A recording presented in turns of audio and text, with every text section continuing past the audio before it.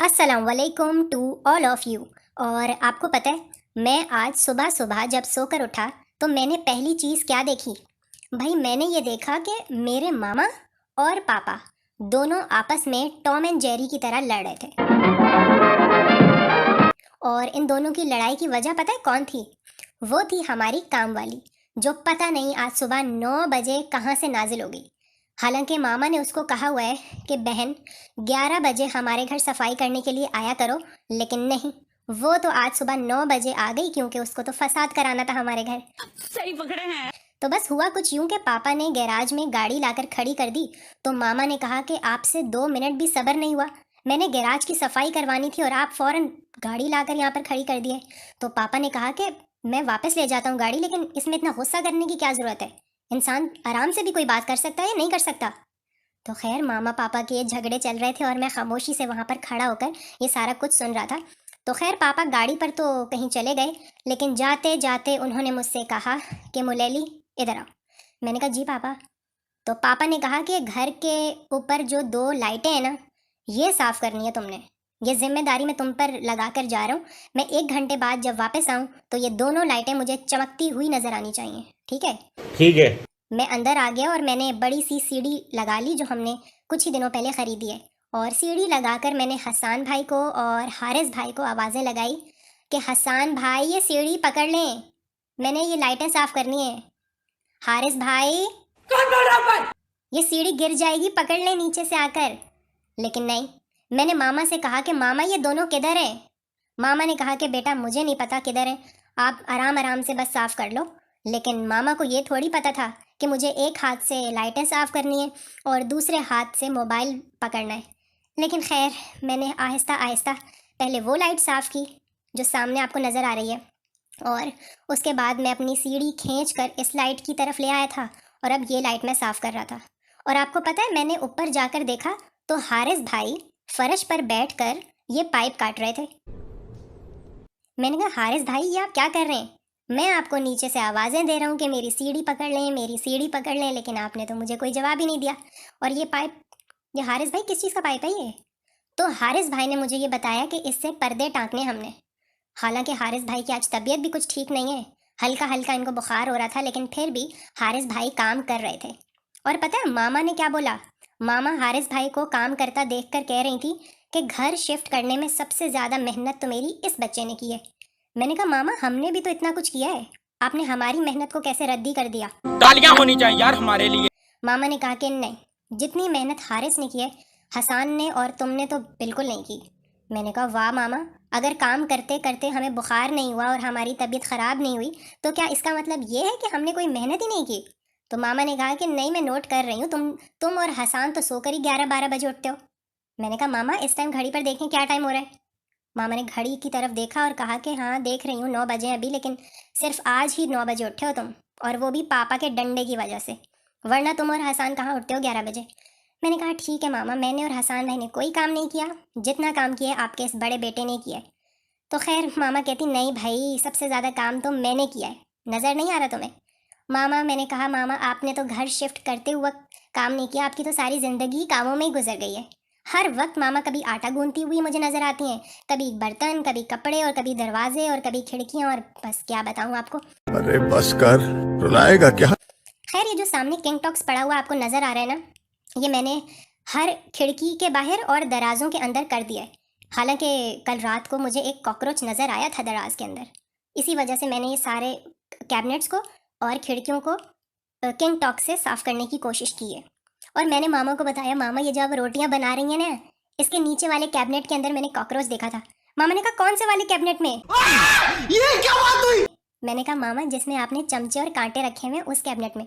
मामा ने कहा मुलैली ये कैसी खबर सुना दी तुमने, मैं तो पुराने घर को अल्लाह अल्लाह करके छोड़ कर आई थी कि वहाँ इतने कॉकरोच और झींगर घूमते थे, अब यहाँ पर भी वही सारे कॉकरोच और झींगर देखने को मिलेंगे मुझे। मैंने कहा मामा ये झींगर और कॉकरोच तो मुझे लगता है हमारे साथ हमेशा रहेंगे। तो खैर मामा यहाँ पर रोटियां सेक रही थी कि पीछे से पापा वापस घर आ चुके थे और आते साथ उन्होंने मुझे कहा कि मुलेली लाइटें साफ़ हो गई। मैंने कहा जी पापा लाइटें साफ़ हो चुकी हैं, आप ऑन करके देख लें। और इसके साथ ही हमारे घर का दरवाज़ा बज गया। मैंने जाकर देखा तो नेट वाले भाई आए थे, क्योंकि मैं पापा और मामा को ये कह रहा था कि मामा हमारे घर के पर्दे लग चुके हैं और लाइटें लग चुकी हैं, पंखे लग चुके हैं, हम लोगों ने अपने कपड़े अलमारियों में अरेंज कर दिए, लेकिन अभी तक नेट नहीं लगा। तो खैर पापा ने आज नेट वाले को भी बुला लिया और उसने हमारे घर नेट लगाने की कोशिशें शुरू कर दी। अच्छा भाई, उधर हमारा नेट वाला नेट लगा रहा था और इस तरफ पापा ने मुझे कहा कि नेट वाले के लिए चाय बनाओ। मैंने 1 कप चाय बनाकर रख दी, लेकिन नेट वाला पता नहीं कहाँ गायब हो गया। कहता सर जी वो ना मैं एक डिवाइस भूल गया हूँ, मैं वो लेकर आता हूँ। अरे भाई 5 घंटे गुजर गए, उसकी चाय पड़ी पड़ी ठंडी हो रही थी। ये देखें, ये वाली चाय और ये बिस्किट, ये 5 घंटे से यहाँ पर पड़े हुए हैं, लेकिन मजाल है कि नेट वाला वापस आया हो। मामा ने मुझसे पूछा कि मुलेली ये चाय इतनी देर से यहाँ पर पड़ी हुई नज़र आ रही है मुझे, ये किसकी है? मैंने कहा मामा वो जो नेट वाला नहीं आया था जिसकी डिवाइस घर रह गई है, वो बनवा कर गया था और अभी तक आया ही नहीं है। और मामा ने कहा तो ये दूसरी चाय फिर किसके लिए बना रहे हो? मैंने कहा ये वाली पापा के लिए बना रहा हूँ। और मुझे पक्का पक्का यकीन था कि पापा भी ये चाय बनवा कर कहीं इधर उधर हो जाएंगे और ये चाय भी पड़ी पड़ी ठंडी हो जाएगी। मैं तो मामा से कह रहा था कि मामा मैं तो आज पूरा दिन चाय वाला बन गया हूँ। कभी हसान भाई के लिए चाय बना रहा हूँ, कभी नेट वाली के लिए चाय बना रहा हूँ और कभी पापा के लिए चाय बना रहा हूँ और बना बना कर सजाता जा रहा हूँ। मजाल है कि किसी एक ने भी पलट कर पूछा हो कि मुलेली वो जो चाय हमने तुम्हें बनाने के लिए बोला था वो बन गई या नहीं, लेकिन नहीं भाई, कहाँ पूछेंगे। हसान भाई के पीछे पीछे मैं छत तक आ गया तो हसान भाई बड़ी ही मेहनत के साथ पूरी छत की झाड़ पूछ में लगे हुए थे और उनको जो फालतू सामान पड़ा हुआ नजर आ रहा था वो एक तरफ लगाते जा रहे थे। और मामा ये जानकर बहुत खुश हुई कि मेरा ये बेटा बगैर कहे बहुत काम कर देता है। मैंने कहा अभी तो आप थोड़ी देर पहले हारिस भाई की तारीफ़ें कर रही थी कि वो आपके सबसे ज़्यादा मेहनती बेटे हैं और अब आपने हसान भाई को सबसे ज़्यादा मेहनती बेटा करार दे दिया। तो मामा ने कहा कि नहीं नहीं सभी अच्छे हैं। मैंने कहा वाह मामा, फ़ौरन डिप्लोमेटिक हो गई आप।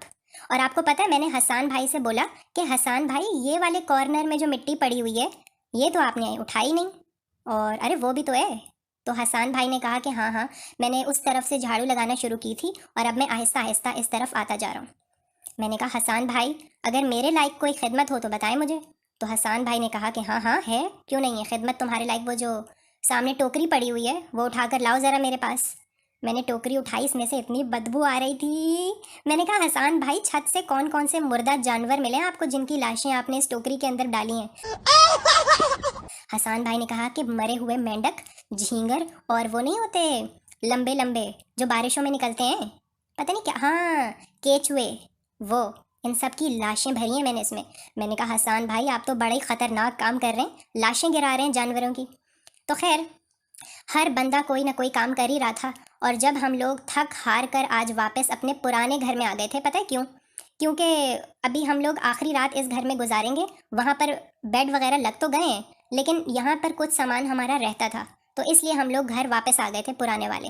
और बस रात को वैसे मामा ने तो दाल बनाई थी, लेकिन हमने मामा से कहा कि मामा इतनी मेहनत के बाद हमें फ़ास्ट फूड खाने की इजाज़त तो होनी चाहिए ना।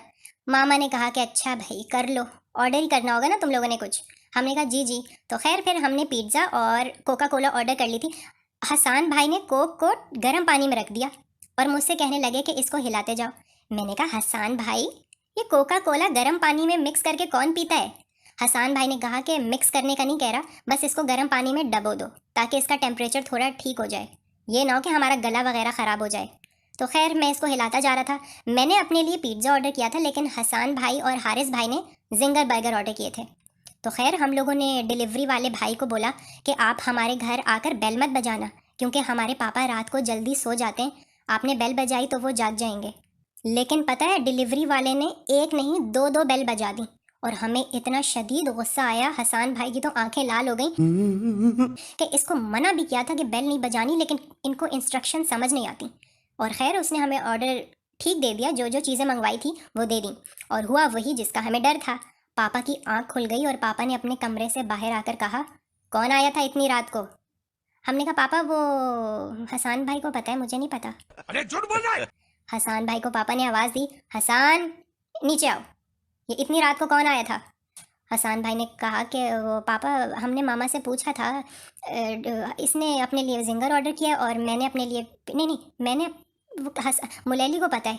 मैंने कहा पापा मैंने अपने लिए बर्गर नहीं, क्या हो गया? पापा ने कहा ये तुम लोगों की ज़बान क्यों सिल गई है मुझसे बातें करते हुए, बताओ मुझे।